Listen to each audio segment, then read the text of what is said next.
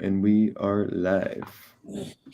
All right, guys, welcome back in to the Morning Edge. DeadPresPicks joined with Geoff Fienberg. Jeff, first off, how you doing? Excited to have everybody back in. Welcome back in. Happy to be with you for another reincarnation Yes, of this, and excited to do it. Last time we chatted, there were a lot of winners. Hopefully, we can keep that up. yes, let's do it. Let's do it. So, guys, obviously, we're going through a little bit of a transition here. This is the Morning Edge. This is what we would do, every single day, 5 days a week. A little bit ago, we took a few weeks off. We did some Twitter space stuff. Now we are back here live on video, as many of you requested. Obviously, that's how you like it. So we're going to do a lot of things today. We are going to break down the entire NBA slate. We have 4 games. Jeff, don't really know why the NBA scheduled it the way they did, but hey, that's what they came up with. They wanted to cram 4 great games into one night, but I'll take it. I'm not going to complain about that. We have MLB that starts in an hour now that we are going to get into. We have some MLB games that we're going to touch on. We have NHL to go over, the NFL drafts tomorrow. And you have some golf stuff. So there is a ton to get into. Welcome back on, guys. We're going to get right into it. So as we always do, going to break down this slate game by game. Let's start it with the NBA. We got the Kings and the Warriors tonight. Big time game in Sacktown. Jeff, this is a big one. An opportunity for the Kings to kind of grasp the series a little bit, go back up 3-2. It looked like they were in control. And then the Warriors did what the Warriors do. They go back to Golden State. They take 2 games. De'Aaron Fox dealing with an injury. That's huge. Obviously, he's been their best player all season long. What's your thoughts on this game tonight? I mean, yeah, when I feel like we were headed to Golden State, people thought that we could be having the sort of death of a dynasty narrative coming out of a couple games in Golden State. Not the case. The Warriors survived the Draymond suspension. Now Fox is hurt. He seems confident on the internet he's going to play. I don't see how that couldn't hamper him significantly. Mm-hmm. I am documented in on the Warriors tonight, taking the 1.5. I think the tables have turned here. This is where now they'll flex their muscle on the road, just like they did at home. I'm going to back the Warriors in this one. Their experience, there was a chance. They were on the ropes. They survived it. I think I don't want to say smooth sailing, landing their first round plane here, but they survived a really important weekend with a lot of questions, and they answered the bell, and I don't think that stops. Yeah, there is the narrative of the Warriors on the road, right? That has been a huge thing all season long. They've really struggled playing away from home. But, Jeff, people do have to understand that this is a team that's won 4 championships together, right, with the core of Steph Curry, Klay Thompson, Draymond Green, Steve Kerr. Yes, they've struggled this year on the road, but historically they've been able to go into hostile environments and win these kind of games. Now, Sacramento, great environment in Game 1, great environment in Game 2. I fully expect that tonight. My question is how healthy is De'Aaron Fox? No one really knows, and I think it's too much of a risk in this spot to trust that the Kings will bounce back just playing against the narrative of the Warriors being bad on the road this year. I think that while it's true, I also don't think we can put too much stock into it this time of the year. I know they did lose games 1 and 2. At the end of the day, this is a team that just won a championship, right? They have so much experience playing away from home. I don't think that's going to be the determining factor here. I put so little stock into their regular season road record. We're in this new modern NBA, Matt, where the superstars play less. They take games off. I guess when that's going to happen, teams decide to do it on the road as to appease their home fans. I guess as superstars play less than ever nowadays. The NBA regular season is Twitter fodder. Yes, and I don't mean to offend anybody. I'm not the biggest NBA fan, but I was hooked last night watching those games. I'll tell you that much. Hooked. So I'm excited to watch again tonight, but the NBA regular season is Twitter fodder. A team that has the championship pedigree that the Warriors have know exactly how pointless it is. This is where they step up. I'm willing to step in front of this inexperienced Kings team at home in what certainly is a must-win game for them. Right. Yeah. Yeah. I mean, look, this game does become a must win because if the Kings go down tonight, Warriors are closing them in 6. I think we can find some common ground there. Guys, also, we are going to get to your comments. I see a lot of comments. We want you guys to comment on everything. We're going to run through these games. Steph could go off tonight for sure. How about Steph last game there, Jeff? You almost cost him that game, that Chris Webber-like timeout. I think the play that was worse there down the stretch was Steph shooting with like 12 seconds left on the shot clock or in the game. They could have basically run the shot clock down pretty much out, and they were not able to do that. So, look, at the end of the day, it is the Warriors. I'm having trouble with this game. I haven't went with a bet. I will be cheering you on. Let's move on. Let's transition here to as you're greeted by my dog. Matt's got to chill the dogs out here. He probably muted himself. I know the feeling. I got two mutts running around upstairs. I'll just keep it on that Warriors for a moment because I'm sure Maddie's got opinions on this next one. I would lean to the over as well. It's not a pick to me, but I know a lot of people want, our lean on everything there. Over 234.5 to me seems like a lean. Maybe by when we get to those late hours, depending how the day goes, I could be invested in that, but I'm not willing to back it here now. I apologize. I have a guy moving in across from me. Dogs don't like that, Jeff. So you might be greeted by my dogs for a moment or two today, but let's transition that to that Knicks Cavs game. Knicks coming into this one with an opportunity to close the Cavs out. Jeff, 5.5 is the spread. I'm curious to get your thoughts on this one. If you have any props in this game as well that you're looking at, what are your thoughts on this game? I don't really have a ton. I haven't played anything on it. I probably would lean Cleveland. I got a sense desperation might breed a bit of brilliance for them tonight, but at the same time, I'm not willing to lay 5.5. But I'm expecting this series to continue fully. It's a lot of first glance. Someone did just comment, yes, typically when my dogs bark on the show, it does mean an underdog. So that might pose well for the Kings. I do want to point that out. Let's talk about this game, though. The thing with the Cavs, it is a desperation spot. I think this is a Cavs line. I will say that. I did write up a piece this morning on oddschecker, us.com. Listen, this is a game where I think if the Cavs come out flat early, I mean, what's left of them, right? Like this is a desperation spot. I would be shocked if they come out flat in this game. I would be shocked if they come out and kind of lay over and die. Knicks are going to be a public dog here. We get that, right? 5.5 points. Do want to point out last night, 3 double-digit dogs, they all covered somewhat comfortably, right? Yeah. So I don't know, like when you do see these spreads. Go ahead, Jeff. The comfortable. The Clippers wasn't as comfortable. Yeah, there's a sweat. Yeah, but you're right. They all had like big leads in the end. And as the waning moments, those were all pretty comfortable, stress-free covers, I guess. Yeah, you're right. Yeah. So I mean, tonight when you look at 5.5, that's a number you can foul into. Let's rewind the clock a little bit to that Grizzlies Lakers game from a couple nights ago. I was on the Grizzlies +5. I'd fallen asleep at this point. And I was greeted in the morning by Dylan Brooks fouling into a +5 cover or a -5 cover for the Lakers. Absolutely brutal beat. But that's the reality with numbers like this. Like the Cavs could be down all game, go on a run in the fourth, go up by 2 with a minute, and then foul into this number. Like I don't think 5.5 is not a number that's going to really scare me off the spread here. I saw someone say they think Cavs win but don't cover. Very possible. I do think the Cavs win. I do think the Cavs ultimately cover. Donovan Mitchell's a guy also in this spot. He was brutal last game. In that game against the Knicks, how many points did he score? Like 2 in the second half. This is a guy that's going to have to come out. He's going to have to give everything he's got in this game. I expect him to bounce back. It's worth noting, too, Jeff, Cleveland was a really good home team this year.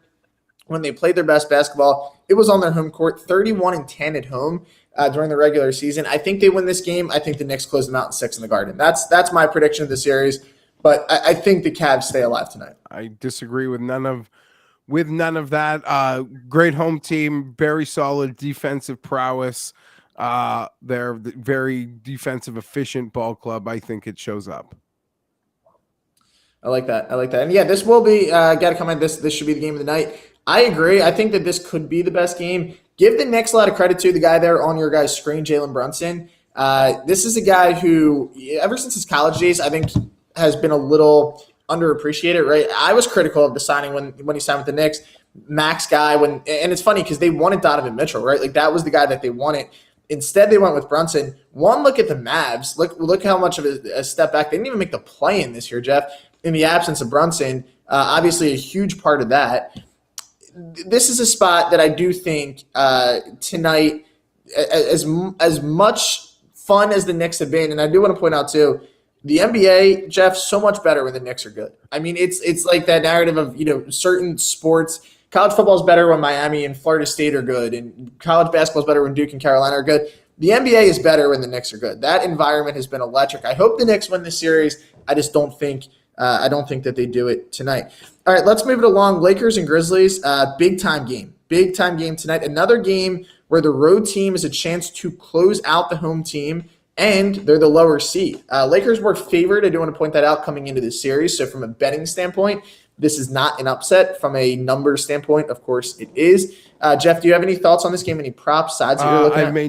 I have no action on this game whatsoever at the moment, but I do like the Grizzlies. I could get around to maybe betting them, but I've got nothing substantial. The only NBA bet that I have locked in right now is I'm backing the Warriors tonight to beat the Kings. Okay. So this is a game I have a lot of thoughts on. Listen, this is obviously we're talking about the Cavs total desperation spot for the Grizzlies, right? Memphis was outstanding this year, another team that just played their best basketball at home.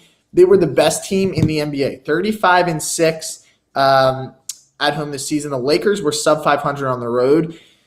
There is the thought process of, right now, the spot that these two teams are in. Yes, the Lakers have been much better as of late. The whole Dylan Brooks kind of poking the bear statement, and then just has completely run from the media, by the way, the last two games when they've lost. I think it woke up LeBron James and the Lakers. Obviously a huge mistake in hindsight. But the Grizzlies, they blew that game in Game 4.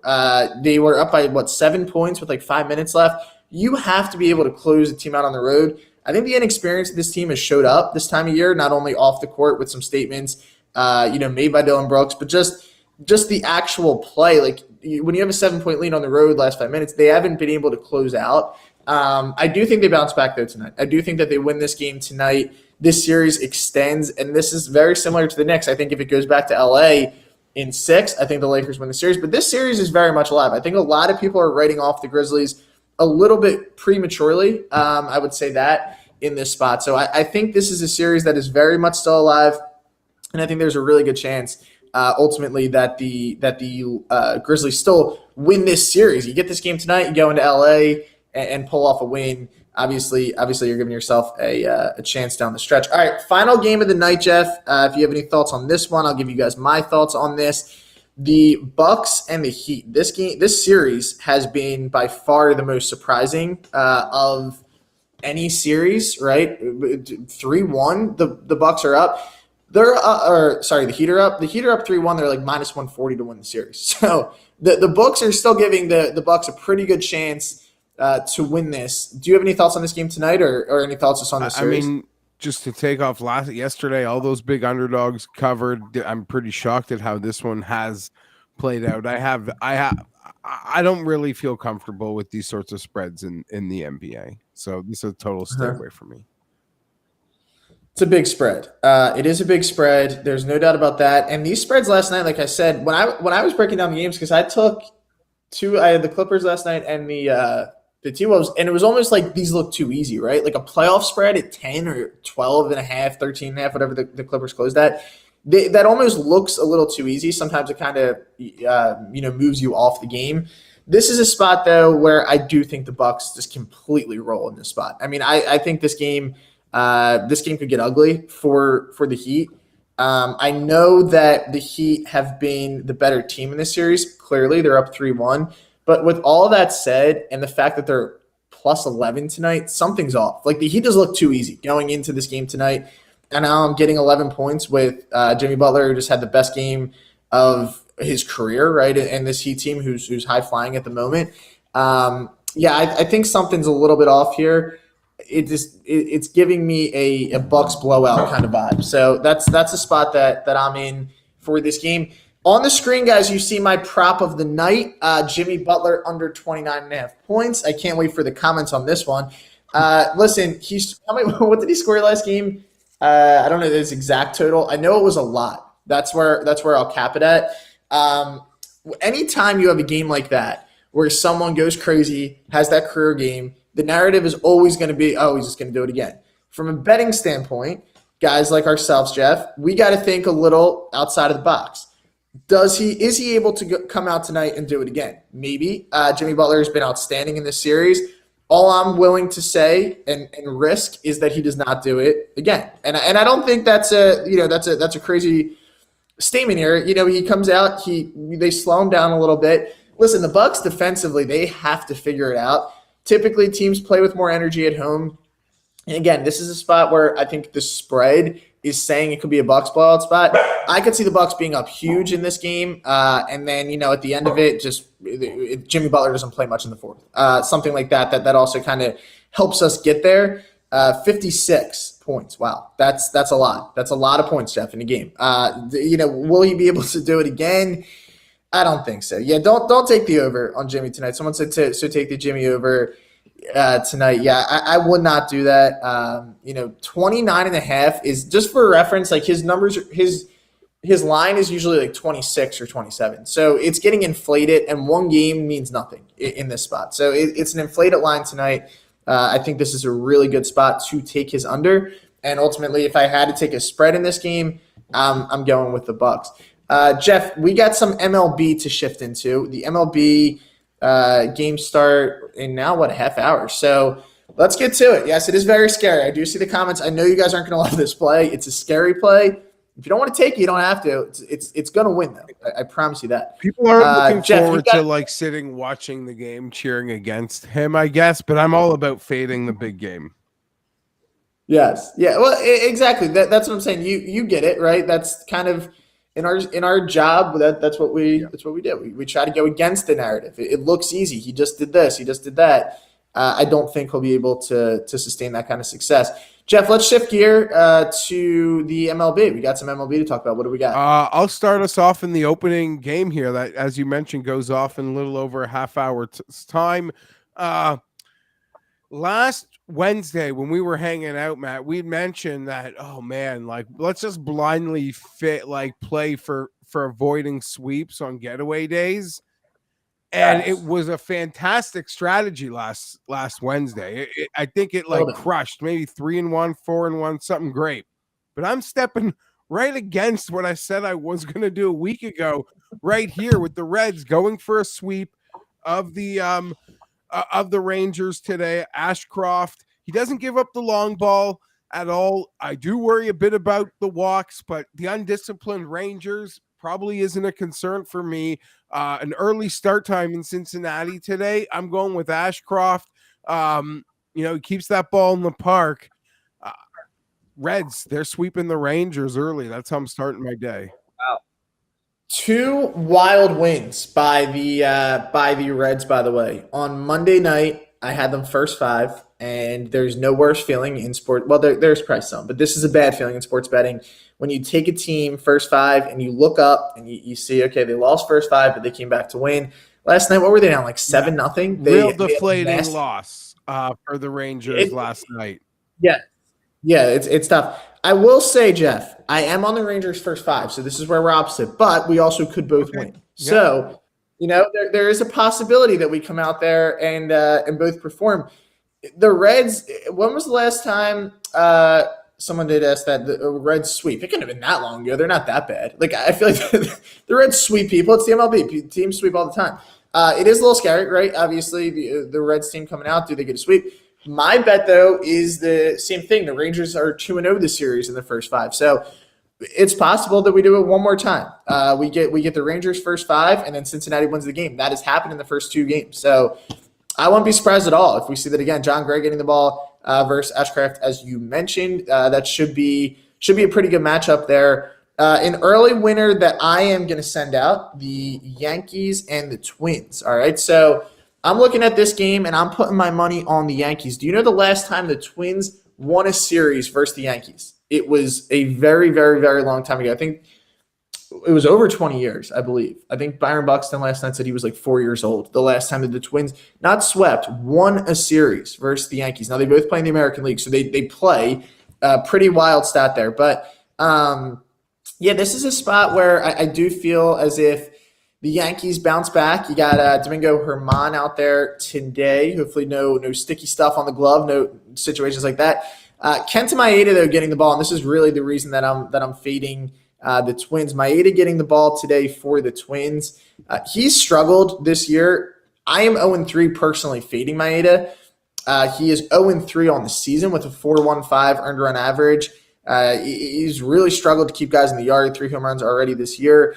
Yankees do have some experience against him. DJ LeMahieu sees him pretty well. Anthony Rizzo is a guy that typically puts up really good numbers. Just 2 for 14 though lifetime versus Maeda. So that is not working in our favor, but I still think that's such a small sample size. I still think long-term this Yankees lineup does get back on track. I like them to avoid getting swept tonight, and I think Germán can go out there and limit this Minnesota team. Low total there, 7.5 for a guy like Maeda on the mound who's really struggled, and Germán's average. I mean, he's not a bad arm, but he's nothing crazy. So I think that's a pretty good spot tonight, or today rather. That game starts, guys, at 1:10 Eastern time. So make sure to lock that in. All right, now this might be your guys' favorite part of the show, the no home run parlay. We are 4-0 on these this year. So going back to last year, we're on a 17-3 run. We ended the year strong on them. We've started the year strong on them. And today's, Jeff's going to be a fun one. So we get 4 guys, right? And we got it at -119. I could not get this thing at plus money today. Really, I don't know if the books are adjusting to it, but I tried even some of the favorites to not hit a home run. I even tried to put Aaron Judge in on one of these, and it still didn't come out. I also don't want to root against Aaron Judge since I'm betting on the Yankees today, but that's another story. The no home run parlay, though, here we go. So we got Cal Raleigh. He is on the Seattle Mariners. I will list the teams as well for my guys who aren't keeping up with the MLB. Cal Raleigh facing Tejon Walker today of the Philadelphia Phillies. Raleigh does have some pop in his swing. I like the way that Walker is throwing the ball this year. I think they do keep him in the yard ultimately. Then we got Patrick Wisdom. All right, so we got Wisdom of the Chicago Cubs coming out here. Another guy with some pop. He actually is, according to the books, this is our biggest liability. So there's no player that they expect more on this list today to go yard than Wisdom. Michael Wacha getting the ball. He's allowed just 3 home runs so far in 20 innings. So he's done a decent job, keeping guys in the yard. Wisdom, again, this is his game. He's a power hitting kind of guy. He's got 9 this year, Jeff. He's left the yard often, but I think he's going to start to regress a little bit. We're going to go under on Patrick Wisdom tonight, then Paul Goldschmidt. Cardinals, you're killing me, by the way. I was on them last night. 2-run walk-off homer. So that hurt. But today, all we need to do is keep you in the yard, Paul Goldschmidt. So just keeping him in. Again, this is a guy who can do it whenever, just the way that his odds are lined up. I like that. And then Rafael Devers, not to hit a home run. I believe that game starts very soon. So if you're going to lock this in, you kind of got to do it now. That game's at 105. He's facing Tyler Wells, another guy that's done a decent job at keeping guys in the yard. And Wells has owned Devers in a small sample size. Devers is 0 for 4 versus Wells this season, or in his career. So he has not seen the ball well off of Wells, despite his obvious career success. That is one guy that he has not seen all that well. So again, Cal Raleigh, no homer. Patrick Wisdom, Paul Goldschmidt, Rafael Devers. That is my no home run parlay, Jeff. That's what we're going to ride with. Let's hope these guys stay in the yard today. We're not asking much. And on the other end of that, I have a strikeout prop for today. I'm going to play, which have been quite successful for me.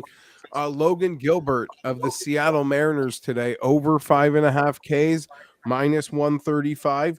He's cleared this number in each of his 4 starts this year, including his 4-inning outing. He was able to get 6 strikeouts.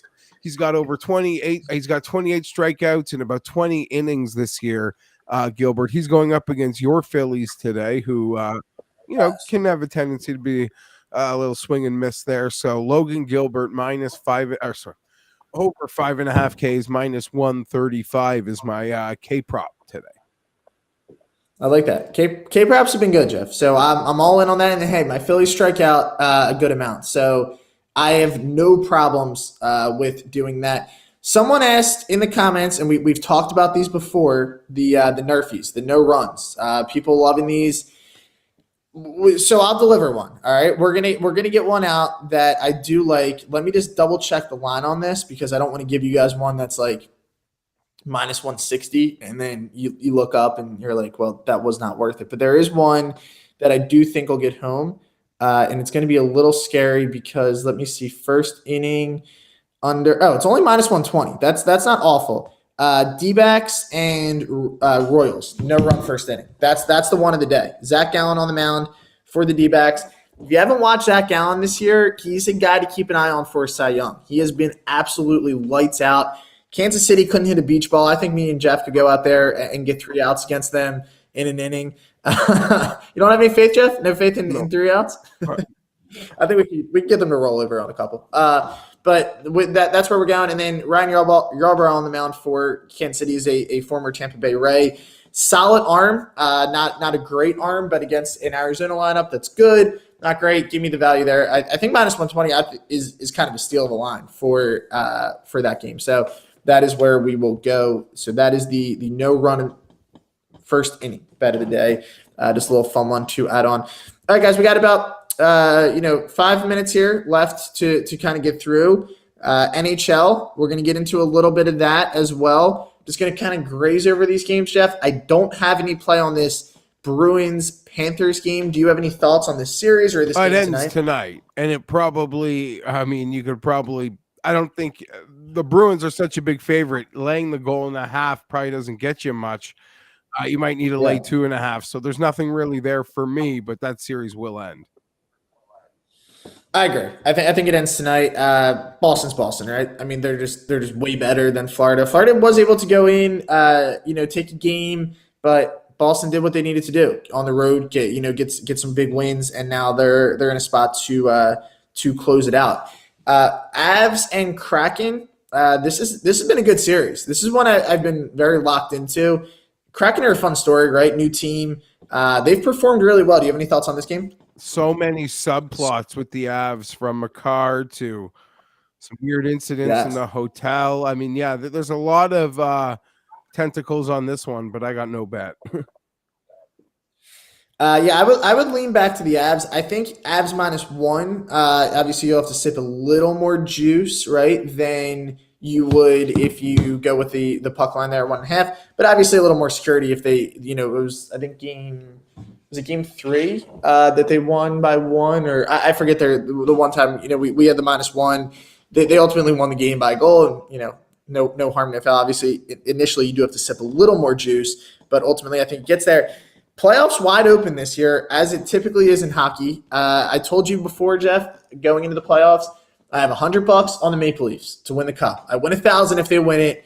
Why not? I think they've been impressive so far. That last come from behind win versus Tampa Bay, but the West in particular seems very open this year, in compared to some others. So there is our NHL, very very abbreviated NHL breakdown of the night. Jeff, you have some golf picks, guys. I'm going to give you guys my ladder pick for today, the one that we're gonna get back for the show. I promised you guys we would do one, so I will get to that. But first, what tournament is this? The Mexico Open. All right, what do you got? So it's a pretty lowbrow event. John Rahm is here. He's about a plus 280. He'd probably be shocked if he doesn't win, truth be told, but that's just not a bet I can make. So in hopes that he's a bit sluggish, I bet Gary Woodland at 33-1, Rasmus Hogard at 40-1, Emiliano Grillo at 60-1, Will Gordon at 70-1. This is really a plug your nose golf tournament this week. I'm ready to just get on to the Wells Fargo coming up. We'll get some good players back. All right, I'll be riding them. What we did? What tournament did Fitzpatrick win? Heritage. That was. Yeah, so you gave that one to me. I have a lot of faith in the golf winners. I am, as I said, I tried to be a golf guy, Jeff, for the Masters, and that failed miserably. So I'm leaving the golf expertise to you. All right, before we go, guys, I'm going to do it. We're going to bring back the ladder pick for today, and I'll let people hop on real quick. I promised you guys once we got the stream back up that I would do one. And I think, Jeff, I decided, just because the people hated it so much, that a fun ladder pick, and this will be our day one ladder pick, will be the Jimmy Butler under 29.5. No way he does it again. So, you know what? I know the people are going to love this. I know you guys are going to be extremely excited. We will figure out the odds, as we continue. But we're going to start it. You can actually find it. I just found it minus 105 some places. That is where I would take it. That's where I would go with it. If you can do that, do it. Jimmy Butler, for all these people still hopping on right now, is going to get us started on the ladder. He's going to go under 29.5 tonight. He might not even score 20, Jeff. I think they're going to lock him up. All right, they're going to be alt lines also unders, alt unders. Yes, alt unders. We're going to we're going to ladder that thing up. So Jimmy Butler, please do not have a legacy game tonight. If I look up tonight and he has 25 points in the first half, I will admit I was wrong. But you know what? I think that's where we're going to be tonight. Ultimately, I think Butler goes under that. There we go. We got the graphic on the fly. The ladder pick, Jimmy Butler under 29.5 points, minus 105. That's going to kick us off. We will be sweating this one all the way until the end of the game. And but ultimately, I think we do get this done. I think there is a chance that we cash in. Yes, it is sketchy. I see the comments, guys. You guys are not going to like it. I understand. But a winner is a winner, and that's all we need. Trust us. We kill the ladder, so we're gonna get that. We are gonna cash that in, guys. We really appreciate everybody who took the time out of their day to hop on the live stream. We understand, the last few weeks from a viewing standpoint has also been a little chaotic. This is how we're going to move forward with the videos. We will, let you guys know our schedule week to week and how we will do it. But had a lot of people hopping in today. We really appreciate everybody who was here, and we will continue the show. I believe Friday, Jeff, we're back, Friday. right? Yeah, Friday. So same time on Friday. The people who were asking in the comments, yes, we'll repost the picks. I know there's not a lot of people a lot going on. Yes, we will repost it for all of you. All right, so that'll be it, Jeff. Friday, we'll be back. Let's cash in. We got some MLB that starts in 30 minutes. We'll see you guys then. Thanks again, and back on Friday. Bye-bye.